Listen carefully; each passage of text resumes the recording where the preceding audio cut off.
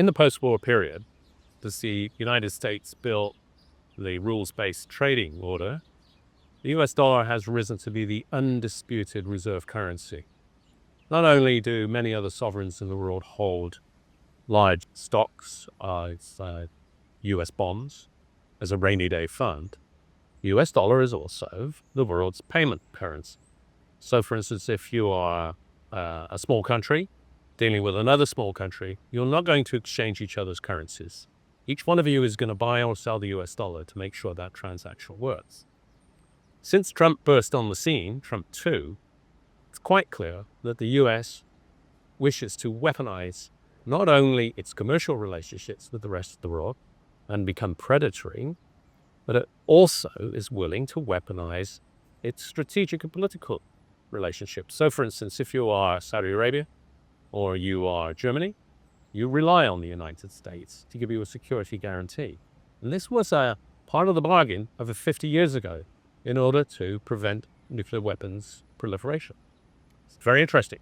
If you look at the share of US dollar holdings of nuclear versus non-nuclear states, the nuclear states own fewer US treasuries than the non-nuclear states.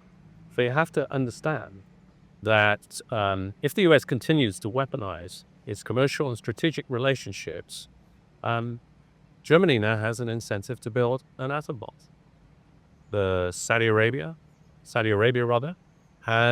starting to deal with Pakistan, which owns nuclear weapons, largely because they no longer feel that the US commitment to guard their security is reliable. Now, Barry Eichengreen, who's a prof at Cal in Berkeley, California, and his colleagues have looked at this, and they've shown that if many of the holders of US dollars back away from their holdings, they could sell up to $1 trillion worth of US dollars, and that would lead to higher interest rates for the United States of 1%. Now, when many people talk about vulnerabilities in the global economy, they are saying, well, there's no one out there that can replace the US as the reserve currency and the global payments currency, and that's the wrong question to ask. The right question to ask is, what if nobody does? Now, in both COVID and the great financial crisis, the US authorities borrowed trillions of dollars to stabilize their economy, and interest rates went down rather than up, even though they were in the first context or in the financial crisis were the source of that problem.